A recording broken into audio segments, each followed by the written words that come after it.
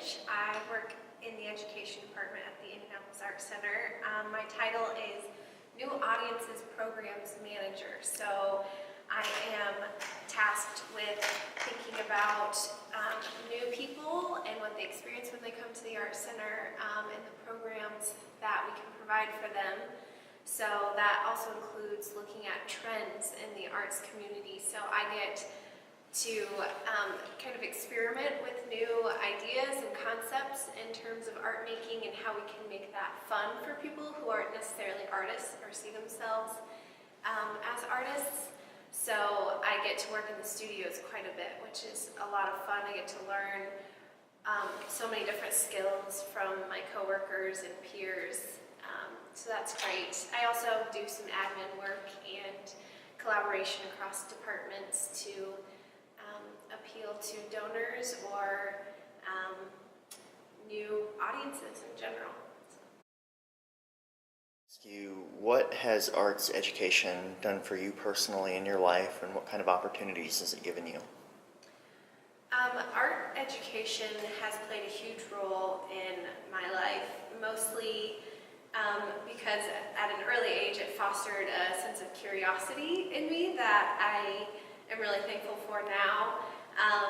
But as I got older, especially in college, I was an art history major, so I didn't necessarily have the full understanding of art education in terms of when you study it, because you really dive into all of those details. But I did work in the studios as an art history major, so I had the pleasure of experiencing art education from that level, which provided me with so many different opportunities, including an intensive study program, which at the end of it we got to travel to the Southwest and do a road trip to land art installations, and studying those concepts and spending time with those objects really had an impact on me and the work that I make as an artist now. What was one of the places you visited? Was it Marfa?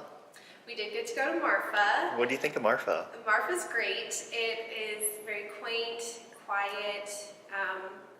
There's some sort of energy there that makes you reflect on yourself and the people around you, but there's also so much, there's a vastness to the space because of the landscape. So there's a lot of kind of self-reflection and inquiry that you go through.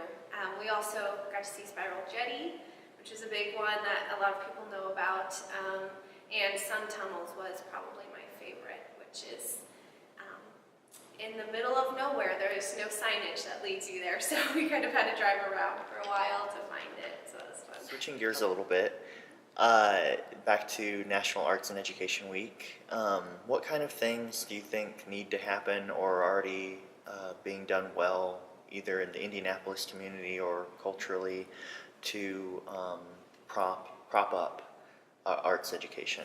And what kind of things do you think we could be doing better? In order to prop up arts education and get it at the forefront of people's minds, I think we really need to advocate for it more, make it more of a visual representation of education in general for youth especially, and the importance that it can play in their development. But also be more vocal about the struggles that arts education organizations sometimes have in terms of funding and the lack of funding, and the stress that can cause on programs and staff members trying to support those programs. But also, I think locally, Indianapolis does a good job of this already, but I think collaboration between arts organizations could be much stronger, and just in general, supporting one another, building each other up, and working together to really kind of build a robust arts education program in general throughout Indianapolis. You mentioned funding there.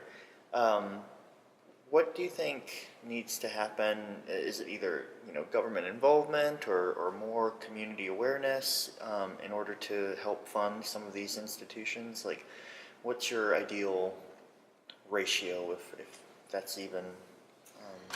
That's a hard question. Yeah. I don't have a whole lot of education on government funding and how that can affect programs. I know grants are phenomenal when organizations can apply for and receive grants. Those can also be a bit stressful in terms of reporting. I think a majority of arts funding comes from the private sector, so private donors who have some disposable income that they can give away to support initiatives that they really enjoy. So I think, personally, I think in terms of sustainability, grants might not be the most ideal, maybe for larger scale programs that is more difficult to get donations from a private donor.